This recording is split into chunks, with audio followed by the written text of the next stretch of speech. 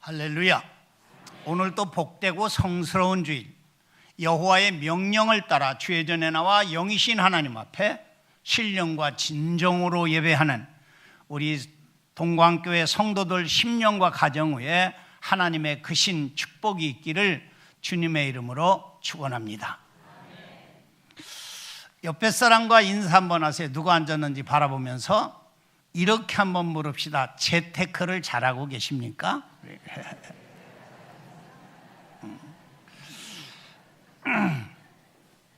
웬 목사님이 설교하자마자 재테크 잘하냐고 물어보나 하시겠지만 여러분들이 정말 어떤 재테크를 가지고 사시는지 오늘 제가 새로운 재테크의 포인트를 가르쳐 드리려고 그래요. 감리교회 창시자인 요한 예술례라는 목사님이 하루는 설교를 하는데 첫째 대지 돈을 많이 버세요 했어요. 그러니까 성도들이 입이 쪄졌어요. 야, 막 축복을 했단 말이에요. 이 세상에서 어떻게 해야 돈을 잘 버나 하고 돈 버는 방법을 가르쳐 주니까 얼마나 좋아요. 근데 두 번째 대지가 뭐냐면 저축을 많이 하세요. 그러니까 그냥 아멘 하고 막 소리를 쳤어요. 야, 돈 벌어서 막 저축하라니까 너무 좋았어요. 근데 셋째 대제가 뭐냐면 몽땅 주를 위해서 헌신하세요. 그러니까 성도들이 오메 설교 버려버렸네 그랬대요. 여러분들이 오늘 제 설교를 들으면서 어쩌면 설교 버려버렸네 하고 관련되는 모르지만 정말 소중한 것을 제가 가르쳐 드리려고 해요. 황인선 장로님이 가셨대요. 제가 일부 예배 끝나고 갔더니 연락이 왔더라고요. 여러분들 죽으면 그런 거 아닙니까? 나는 오늘 내가 동광교회 성도들에게 마지막 설교다 이런 마음으로 설교할 테니까 좀 길어도 좀 참으세요.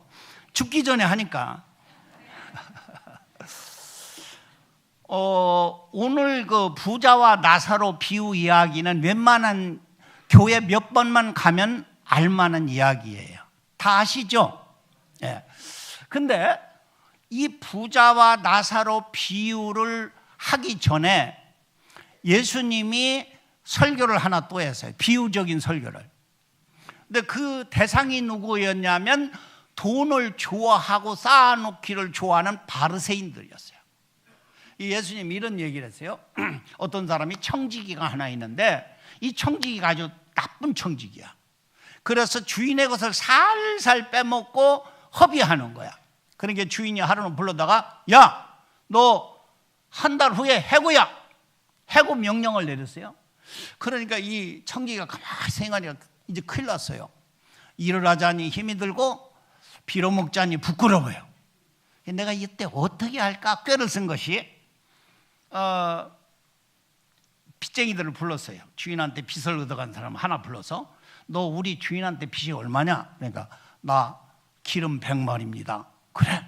그러면 내가 증서를 다시 써주마. 50마리라고 써. 반으로 줄여버렸어요. 도장 찍어서. 그리고 또 한 사람을 불렀어요. 너는 얼마 줬냐? 나 보리 100마리. 그래? 그러면 80마리라고 써. 해서 전부 주인한테 빚진 사람들을 끌어다가 빚을 탕감해 줬어요. 근데 좋은 놈이야 나쁜 놈이야? 나쁜 사람이잖아요. 어떻게 자기가 그만두는 마당에서 주인한테 이렇게 손해를 끼치겠어요? 근데 예수님은요 이 이야기 결과를 뭐라고 표현하시냐면 이렇게 얘기했어요. 성경 말씀 16장 9절에 보면 이래 말해요. 내가 너희에게 말하노니, 예수님 하신 거예요. 불의의 재물로 친구를 사귀라. 그리하면 그 재물이 없어질 때에 그들이 너희를 영주할 처소로 영접하리라. 이게 참 놀라운 일이에요. 예수님의 재테크 방법이에요. 내가 이 세상에서 돈이 생겼을 때 이 돈으로 많은 사람들에게 베풀어서 친구들을 만들어 놓으라는 거예요. 그러면 그 이후에 내가 그 사람들이 너를 도와줄 것이다 하는 얘기예요. 근데 돈을 쌓아놓고 있던 바리새인들이 자기들을 겨냥한 줄 알고 비웃었어요. 그러니까 예수님이 두 번째 얘기가 오늘 이야기야. 부자와 나사로 비유. 네? 그러면서 부자와 나사로 비유 가운데 25절 말씀, 이게 중요한 말씀이죠. 아브라함이 이르되 너는 살았을 때 좋은 것을 받았고 나사로는 고난을 받았으니 이것을 기억하라. 이제 그는 여기서 위로를 받고 너는 괴로움을 받느니라 하고 아브라함이 하신 말씀, 하나님이 하신 말씀. 여기에 여러분들 성경책에다가 이경렬 목사님대로 이것을 기억하라 동글뱅이를 치세요. 이것을 기억하라. 오늘 설교 제목이기도 해요. 참 중요하죠. 자, 오늘 여러분들 이 자리에 와서 이것을 기억하라는데 주님이 말씀한 이것이 뭘까 하는 거예요. 이것이 뭘까? 첫째, 너희는 다 죽는다. 이거 기억하라는 거예요. 하나도 긍정을 안 하시네. 따라하세요. 우리는 모두 죽음을 향하여 가고 있다. 여기서 아니요라고 할 만한 사람 하나도 없어요. 삼천갑자 동방서기도 결국은 죽었어요. 자, 보세요. 오늘 성경 보니까 22절에 이에 그 거지가 죽고 천사들에게 받들려 아브라함 품에 들어가고 부자도 죽어 장사됐다. 이야기가 뭐랍니까? 가난하거나 부하거나 귀하거나 천하거나 노인이나 아이나 할 것 없이 모두 다 죽는다는 거예요. 아멘 안 해도 그렇습니다. 그냥 하세요. 아멘? 안 죽으려고 하지 말고 잘 죽으려고 하세요. 이게 중요한 거예요. 따라하세요. 안 죽으려고 하지 말고 잘 죽으려고 해라. 분명한 한 가지는 또 하나, 오는 순서는 있는데 가는 순서는 없습니다. 아멘? 나 먼저 죽을 것 같죠? 아니, 나보다 더 먼저 죽을 사람도 있어. 내가 지금 올해 이제 내년이면 74이에요. 74까지 사는 거 나는 대단한 거예요. 나만큼 못 살고 죽은 사람이 너무 많은 거예요. 너무 감사해요. 그런 면에.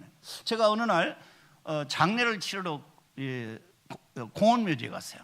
근데 장례 절차가 좀 잘 안 돼가지고 시간이 나서 이렇게 쭉 공원묘지 가면 막 비석이 쫙 있잖아요. 묘들이.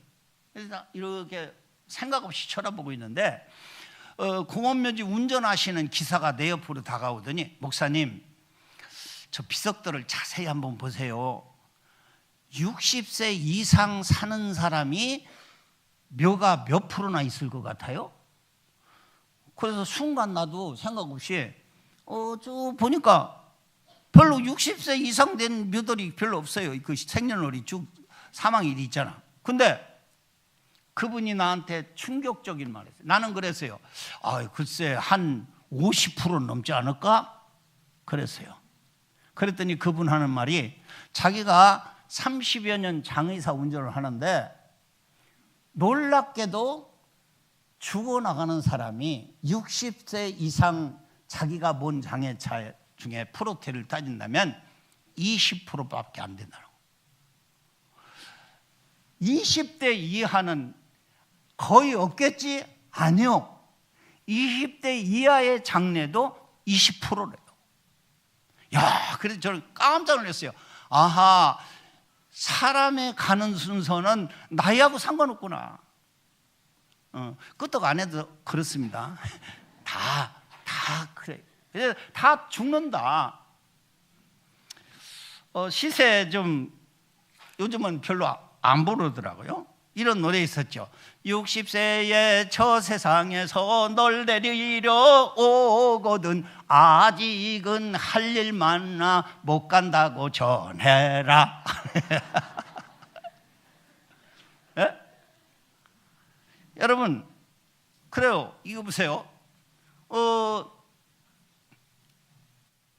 그 노래 가사말 중에 150세까지 만들어 놨더라고.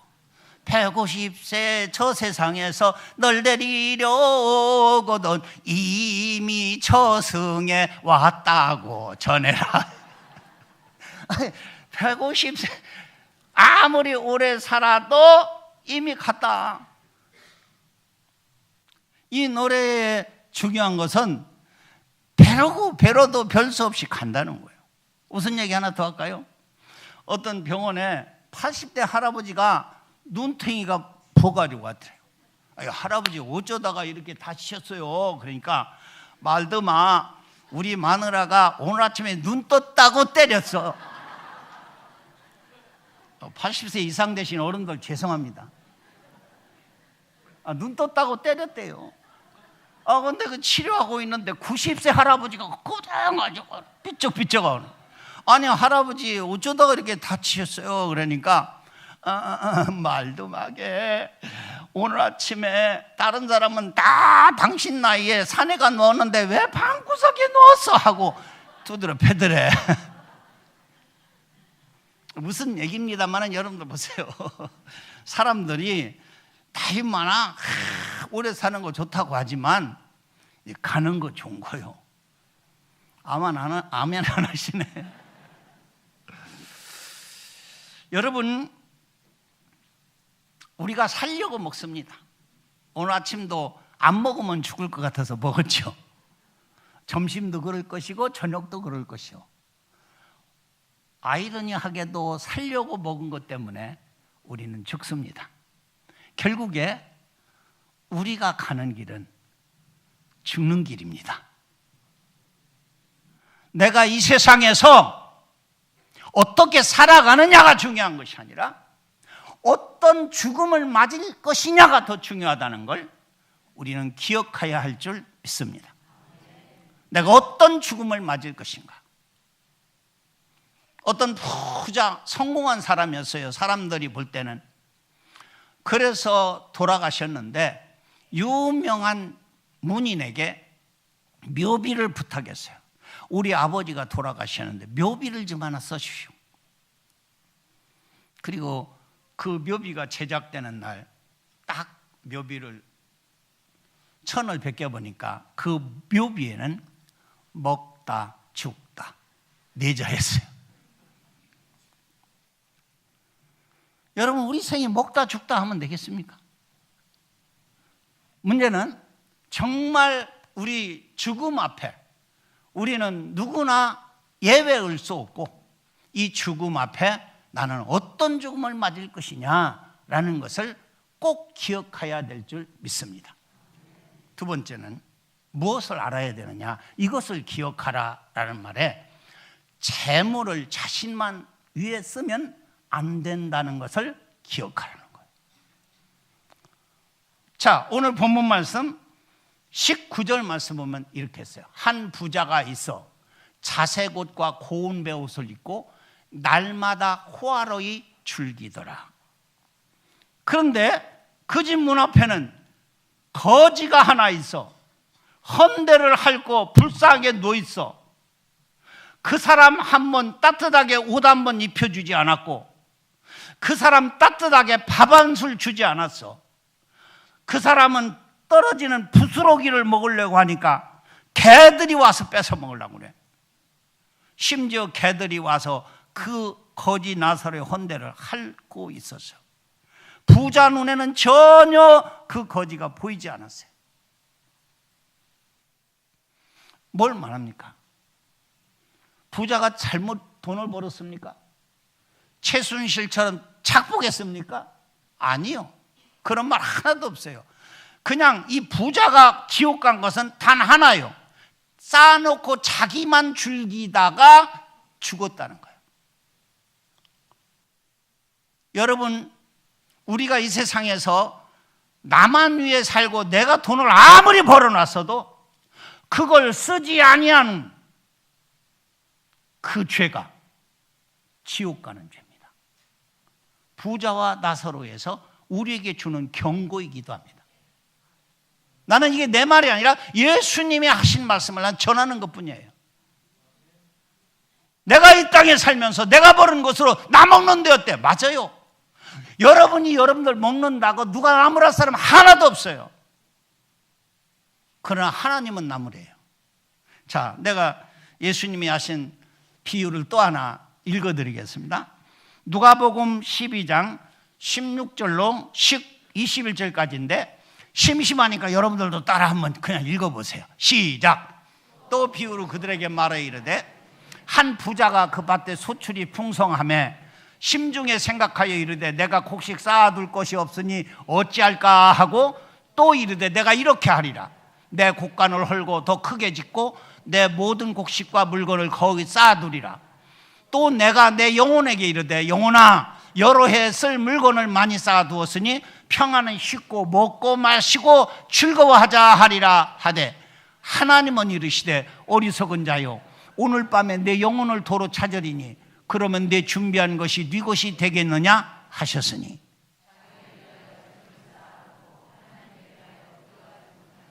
이와 같으리라. 아멘. 자, 보세요. 이 부자 성공한 사람입니다. 시샘말로 하면 성공했어요. 농사 잘 졌어요. 그리고 재테크도 잘했어요. 아, 이거 어떡할까 이걸. 창고를 크게 쓰고 잘 보관하는 방법을 계획했어요. 그리고 장래일도 잘 계획을 했어요. 나 이제 먹고 마시고 신나게 즐기자. 뭐 잘못된 게 있나요? 그런데 하나님은 그를 향해서 뭐라고 말했냐면 이 바보야 그랬어요. 이 어리석은 자야. 내가 오늘 밤 내 영혼을 내가 데려갈 텐데 너 싸는 거 다 누가 쓰겠냐? 이야기입니다. 여러분, 나는 지금 여러분들 삶이 이런 어리석은 삶이 아닌지 한 번쯤은 오늘 설교를 듣고 여러분들 삶을 체크하시기 바랍니다. 우리 속담에 먹는 것이 남는 것이다 그런 말이 있었어요. 먹는 것이 오죽 못 살았으면 먹는 것이 남는 것이다. 오죽 배고팠으면 진지잡수셨습니까가 인사였어요. 진지잡수셨습니까? 밥도 못 먹었어요. 그래서 그런지 우리나라는 방방곡곡 천지가 음식점뿐이야. 텔레비만 봐도 맨날 음식 먹는 얘기만 해. 지금도. 그런데 분명한 사실 먹는 건 남는 것이 아니고 먹는 건 비만만 생긴다. 먹는 건 비만만 남는다. 내가 새로운 것을 가르쳐 드릴게요. 주는 것이 남는 것이다. 여러분들 가진 거요 언제나 없어집니다. 분명한 사실이에요. 그런데 내가 있을 때 남에게 모인 걸 좀 줬으면 그것은 남아있어요. 어디에요? 받은 사람 마음속에 남아있습니다. 하셨어요. 저는 가끔 생각지도 않은데 오셔서 얘기하시는 분들이 있어요. 목사님 그때 정말 그 도움은 정말 평생 잊을 수 없어요. 뭘? 내가 뭘 좀 자기 줬대요. 나는 기억도 없어. 그런데 그 사람 마음속에는 평생 남아있는 거야. 이게 복인 줄 믿습니다. 또 하나 남는 게 뭔지 아세요? 하나님이 기억하는 거예요. 내가 그 누군가를 위해서 도와줬거나 하면은 그것이 남는 것이다. 그래서 여러분들은 정말 베푸는 삶, 나눔의 삶, 이것이 우리 주님이 하신 말씀이다 하는 것을 기억하시기를 바랍니다. 여러분 크리스마스만 되면 자선 냄비가 떠돌아다녀요. 왜 그럴까? 크리스마스 되면 또 연말 크리스마스만 되면은 동에서나 관공서나 어디든지 모금 운동을 해서 나눔의 일을 해요. 왜 그런지 아세요? 크리스마스, 다시 말하면 이 땅에 오신 그 예수님이 바로 나눔의 삶을 사셨고 나눔의 삶을 교훈하셨기 때문인 줄 믿습니다. 예수님은 누가복음 6장 38절에서 이렇게 우리에게 교훈했습니다. 주라, 그리하면 너에게 줄 것이니 곧 후이되어 누르고 흔들어 넘치도록 하여 너에게 안겨주리라. 너희가 헤아리는 그 헤아림으로 너희도 헤아림을 도로 받을 것이니라. 이게 지금 현재 세계에서 제일 부자인 빌 게이츠의 생활 철학이기도 해요. 그 사람은 나는 나눠주겠다라는 마음으로 이 말씀을 받아가지고 주는 베푸는 삶을 살고 있다는 거예요. 주면 어떻게 한다? 후이되어 누르고 너 흔들어 넘치도록 해서 너에게 안겨준다. 이거보다 확실한 말이 어디 있어요? 사도 바울은 사도행전 20장 35절에서 이렇게 말했어요. 범사에 여러분에게 모범을 보여준 바와 같이 수고하여 약한 사람들을 돕고, 이 바울 사도가 어떻게 살았다는 거 알죠? 수고해서 약한 사람들을 도왔다. 여기서 약한 사람들은 장애인, 병자, 가난한 자들 말이에요. 그러면서 이렇게 말했죠. 주 예수께서 친히 말씀하신 바 주는 것이 받는 것보다 복이 있다 하심을 기억하여야 할지니라. 뭘 기억하라? 주는 것이 받는 것보다 복이 있다. 믿으면 아멘. 주는 자가 복 있는 거예요. 이게 예수님의 중추적인 교훈이라는 거예요.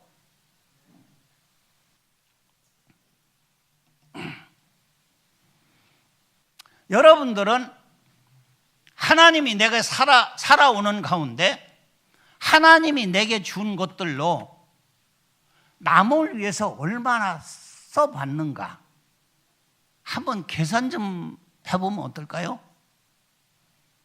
적게 벌어서 이 어리석은 사처럼 자기밖에 모르는 거예요. 내 영혼아, 너만 먹고 잘 살자. 내 짝밖에 몰라. 이것은 하나님하고 아무 상관없어요. 자기만 위해서 쓰려고 하나님은 절대로 허락하지 않았어요. 이 자기만 위해서 쓰는 사람은 결국에 그 죄가 지옥 갈 죄라는 것을 잊어서는 아니 될 줄 믿습니다. 천주교 얘기는 합니다만서도 제가 어렸을 때 어떤 도덕 교과서에서 본 것 같아요. 마늘 한 뿌리라는 이야기인데, 연옥에 가 있는 어떤 사람이 천국을 이제 올라가야 되는데 막 사정을 해서 천사한테 나 좀 천국 가게 해달라. 그럼 내가 세상에서 뭘 얼마나 했냐 하고 그 사람 행적을 들여다보니까 세상에 하나도 없고 마지막에 하나 있는데, 자기가 마늘 농사를 질 때 거지가 지나가는데 마늘 한 뿌리 준 것밖에 없는 거야. 마늘 한 뿌리. 그러니까 그래, 그러면 내가 너 이것밖에 없으니까 너 이 마늘을 붙잡고 올라와라. 그 천사가 마늘을 붙잡고 마늘 한 뿌리에 이 사람이 매달렸습니다. 아이고 얼마나 이게 아심아심해요.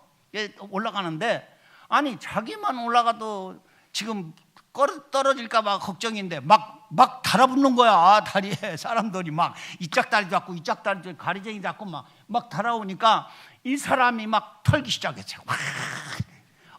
나도 떨어진다. 나도 떨어진다.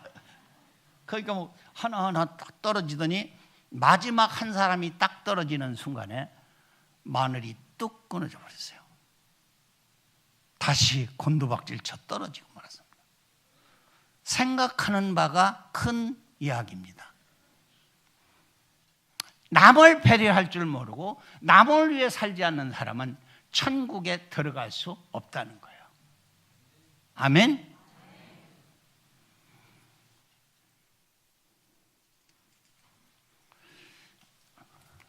세 번째는 무엇을 기억해야 되느냐? 하나님 나라의 부활을 쌓자는 거예요. 아멘은 하나도 안 하시네. 여러분들 통장에 부활 많이 사세요? 여기도 안 하고 이제 미안해서 못 하고. 여러분 정말 우리가 하늘나라를 믿고 산다면 예수 믿는 게 그거 아닙니까? 그럼 나 하늘나라에 얼마나 뭘 쌓았나? 한 번쯤 생각해 보세요. 옛날 저 서문교회 장로님, 정규만 장로님이라는 계신데 그분이 서문교회를 황등의 돌을 갖다가 돌교회를 엄청난 큰 교회를 줬어요. 왠지 아세요? 그분이 부자였는데 자기가 입신해서 천국을 가봤는데 다 모자를 썼는데 자기가 모자가 없더래. 그래서 천사한테 내 모자는 어디냐 하니까 개털 모자 하나 주더래. 이 개털 모자를 뒤집어 쓰고 너무 부끄러워서 막 발붙이다 깨놨어. 그리고 진 것이 서문교회입니다. 나는 하늘나라 가서 아무것도 없구나.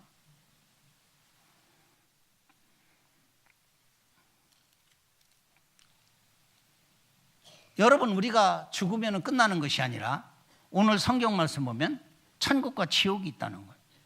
지옥의 고통을 한마디로 표현해서 손가락에 물 한 방울 찍어서 내 혀 좀 서늘케 해 주십시오라는 말로 표현했어요.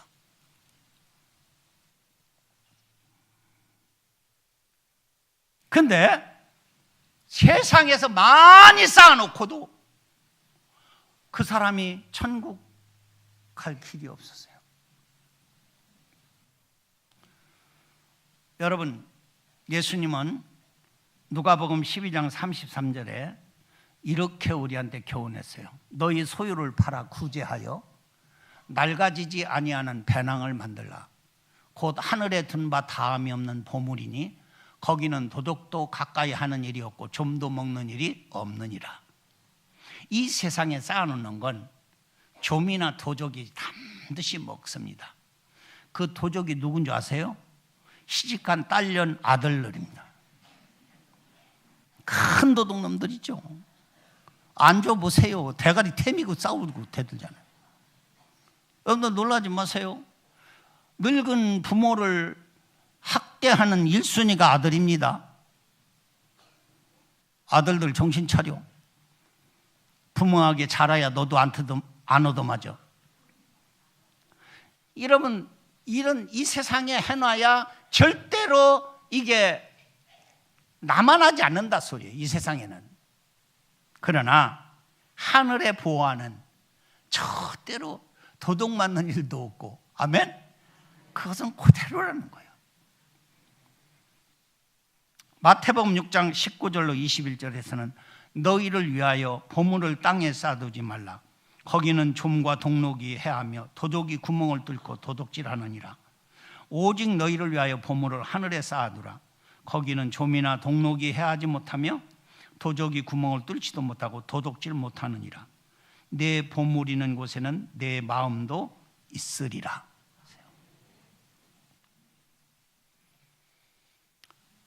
여러분, 내 소유를 팔아 구제하여 낡아지지 아니하는 주머니를 만들라고 예수님은 우리에게 부탁하셨어요. 우리 장로님이 오늘 기도하면서 간구했는데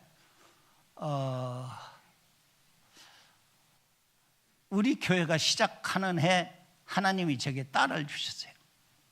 그것이 이루란데 얘가 장애인으로 태어나서 지금은 이제 내년이면 37살이 되네요. 해 뜨는 집에 있는데 나한테는 아버지 고마워, 아버지 고마워지고 아버지 소리는 나는 한 번 못 들었어요. 지금까지. 그런데 나는 걔가 너무 고마워.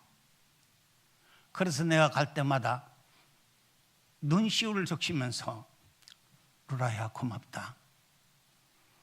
이루라고 이름 줘줬는데 너는 이루었다. 내가 그렇게 얘기해요. 너는 이루었다.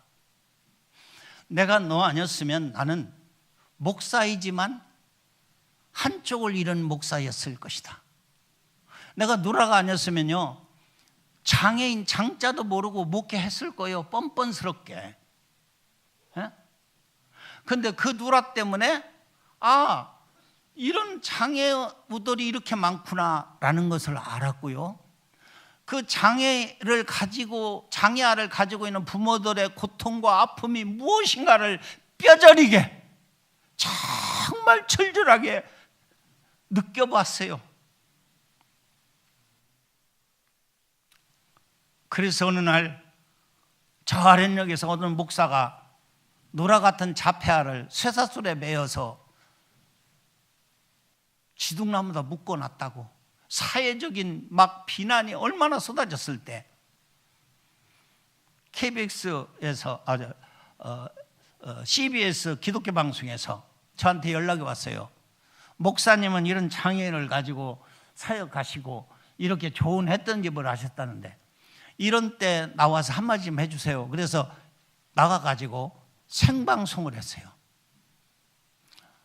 누가 그 사람한테 돌을 던지겠느냐고. 그 아버지가 어느 아비가 자식을 쇠사슬로 묶어놓은 아비가 어디 있겠느냐고. 나도 내 딸을 죽이려고 몇 번이나 목을 졸라봤다고. 정말 그랬어요, 여러분. 근데 감사한 건 하나님 앞에 하나님 나 이런 사역을 내가 하겠습니다. 그리고 기도하는 가운데 오늘날 복지재단 해 뜨는 집이 생겼고 여기 양지골이 생겼어요.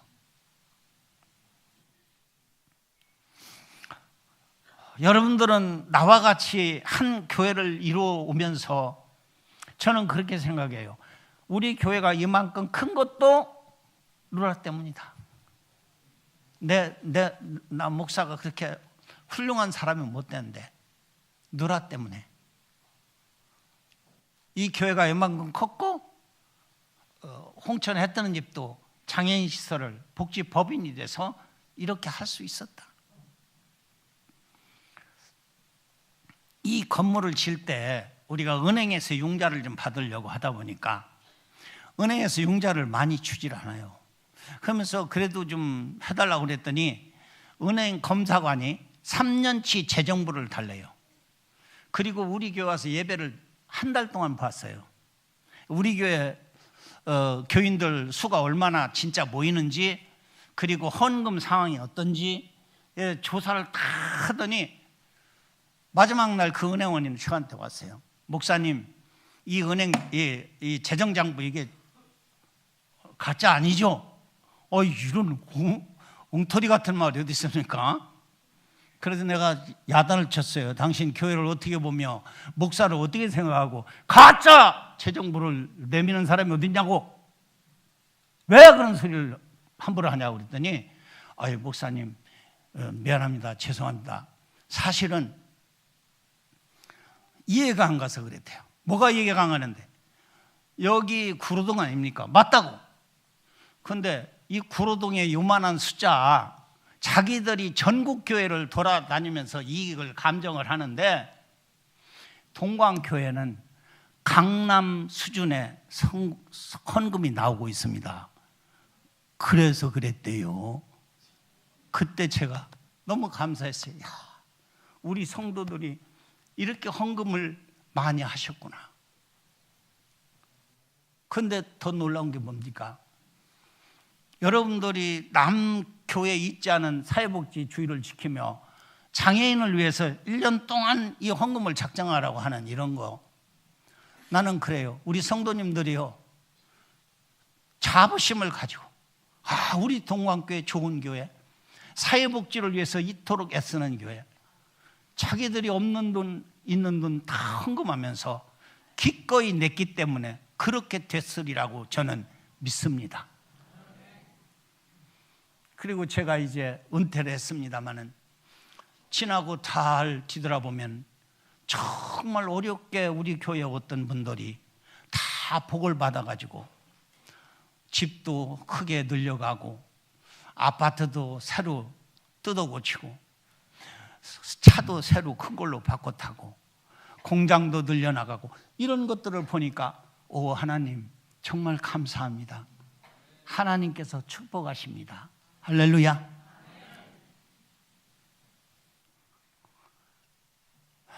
저 이제 말씀을 마치겠어요. 여러분, 오늘은 여러분들이 하늘나라, 하나님 나라 적금 계좌에 신청하는 겁니다. 내가 올해 없지만 한 달 동안 이만큼씩 하늘나라 부와 통장에 넣겠습니다. 우리 해 뜨는 집에는 예수님들이 많이 계세요. 그러니까 그 예수님들에게 한 달에 한 번이라도 짜장면 사주면 좋고, 또 좋으면 갈비탕 사주면 더 좋고, 또 좋으면 장어구이 사줬으면 더 좋겠어. 난 장어구이 지난 토요일 날 목사님들 친구들이 와가지고 같이 모임이 있어서 갔는데 나 그렇게 비싼지 몰랐어. 장어구이가 글쎄 1인분에 5만 원을 받아요. 여러분들 안 먹어봤지? 그거 먹었더니 배탈만 나가지고 혼났어. 여러분들 정말 나 예수님 만나서 좀 대접하겠다라는 마음을 가지고 여러분들이 오늘 작정하는 이거 하나님이 주실 것이고, 하나님이 그 손길을 복되게 해 주실 줄 믿습니다. 지극히 작은 자에게 냉수 한 그릇 줘도 그 상은 결단코 잃지 않을 것이라고 주님이 말씀하셨어요. 오늘 그 냉수 한 그릇을 내가 지금 대접하려고 하는 마음으로 헤아리지 마세요. 헤아리는 그 헤아림으로 너도 헤아림을 받는다, 주님이 말씀하셨거든요. 이제 저 페퍼를 나눠드렸나요? 그 작정서 꺼내시고 기록을 해보세요. 기록하기 전에 제가 기도하겠습니다. 기도합시다. 살아계신 하나님, 감사합니다. 오늘 이렇게 동광교회 사랑하시고 지금까지 축복해 주신 것 감사하며, 우리 교회가 시작되면서부터 복지재단을 위해서, 사회복지를 위해서 헌금을 작정하고 주님을 대접하고자 합니다. 오늘 이 시간 우리 성도들이 인색한 마음이나 또 헤아리는 마음이 아니고 순수한 마음으로 하늘나라 부활을 작정하는 이 시간 되게 하여 주옵소서. 예수님의 이름으로 기도하옵나이다. 아멘. 이 보시면 여기는 복지재단 작정헌금, 이것은 해 뜨는 집 장애우를 위해서 쓰는 헌금이고요. 이 짝은 우리 지역 어려운 사람들을 위해서 쓰는 헌금입니다. 둘 나눠서 하셔도 좋고 한쪽 어느 곳 하셔도 좋고 여러분들이 자유롭게 쓰셔서 내주시면 좋겠어요. 자, 이제 기록하세요.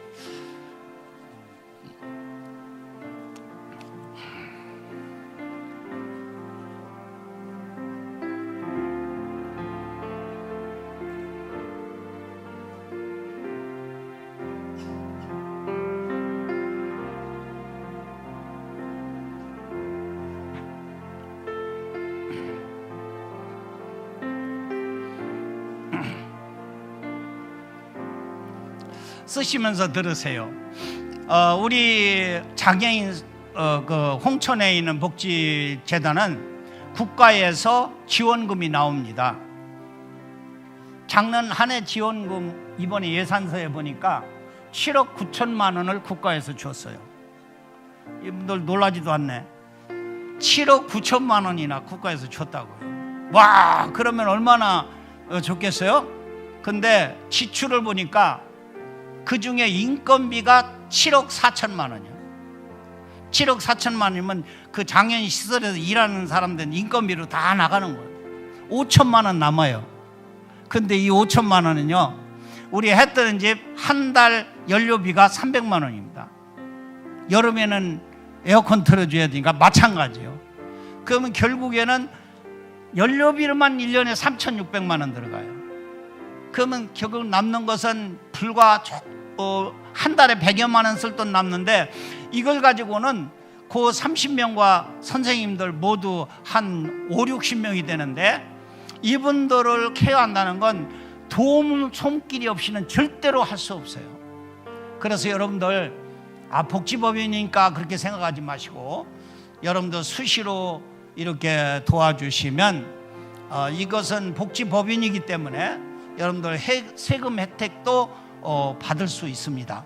그러니까 여러분들이 늘 살펴서 우리 법인을 위해서 기도 많이 해주시고 관심을 가져주시면 대단히 고맙겠습니다.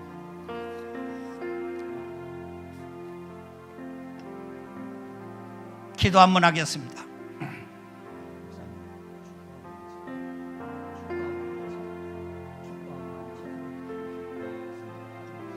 좋으신 하나님 감사합니다.